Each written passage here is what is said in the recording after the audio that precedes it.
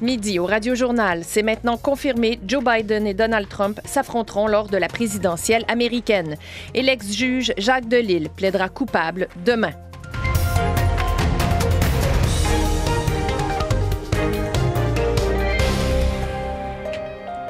Bonjour, ici Mélanie Hood.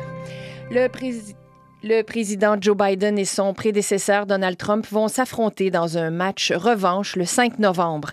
Ils ont tous deux décroché l'investiture de leur parti à l'élection présidentielle américaine hier soir. Les précisions de Frédéric Arnould.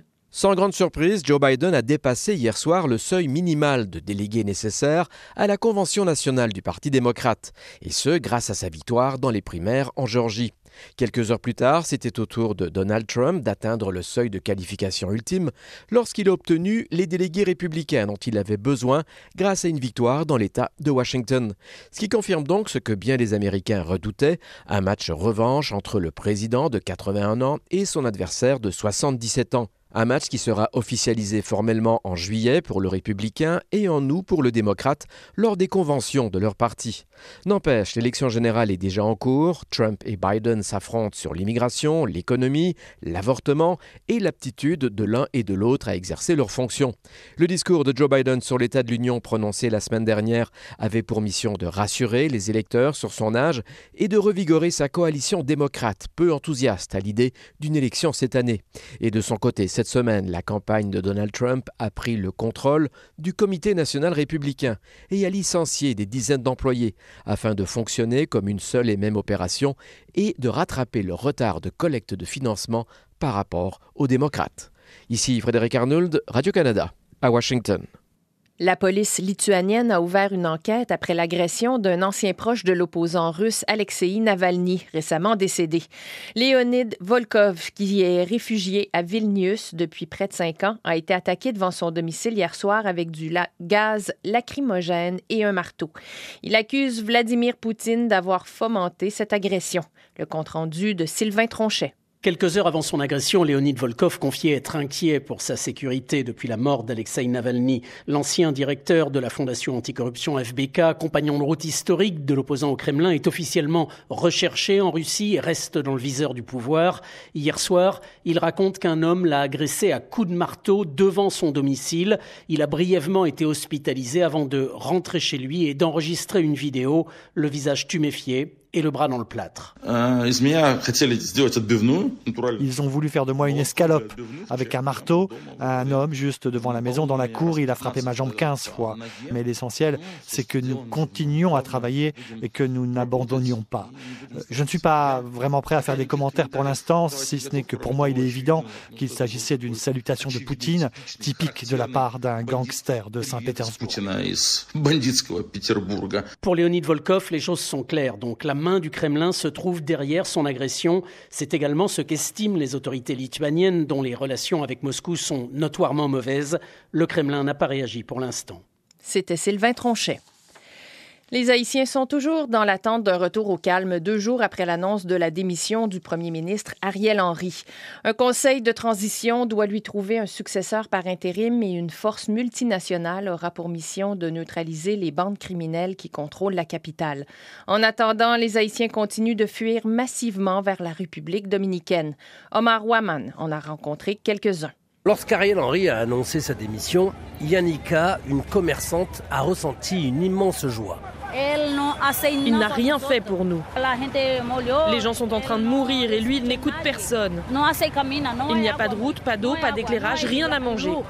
Ariel Henry est un voleur. Les États-Unis doivent le prendre chez eux.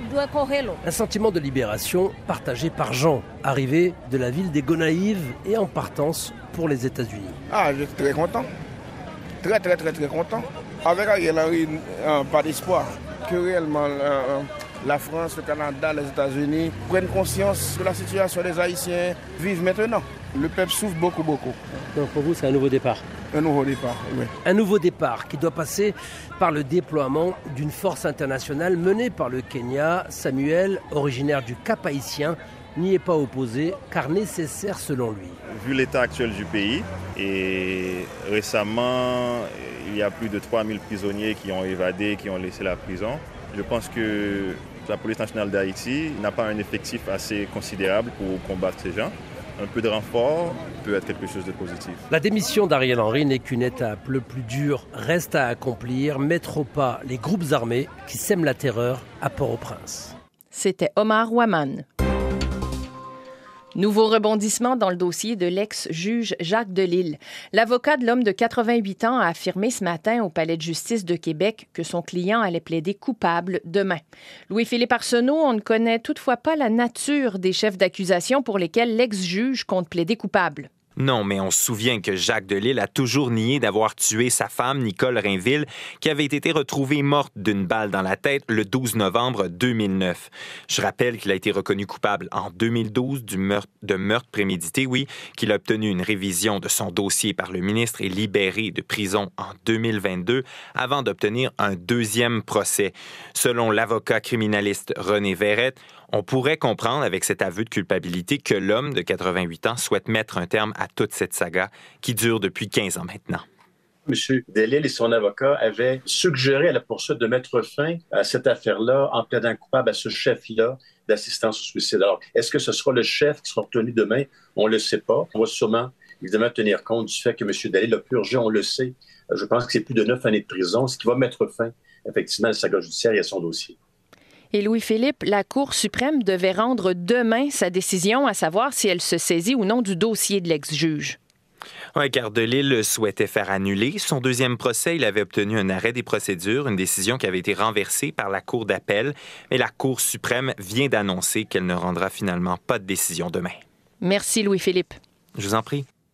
Le premier ministre Justin Trudeau et son homologue Danielle Smith étaient réunis plus tôt aujourd'hui à Calgary pour discuter d'enjeux liés à l'énergie et aux emplois en Alberta. Ils se sont brièvement adressés aux journalistes auparavant pour faire part des points à l'ordre du jour. Voici Justin Trudeau.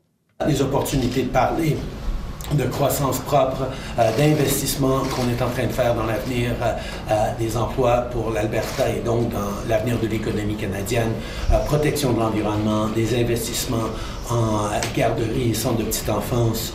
On va continuer de travailler sur le logement, sur l'abordabilité. Il y a des bonnes choses qui sont en train de se passer, puis on va toujours avoir des conversations franches et directes sur comment on peut travailler mieux ensemble pour livrer pour les Albertains et tous les Canadiens. Danielle Smith a souvent parlé publiquement de ses désaccords avec les politiques du gouvernement Trudeau au sujet de l'assurance médicaments, du financement des garderies et du développement énergétique.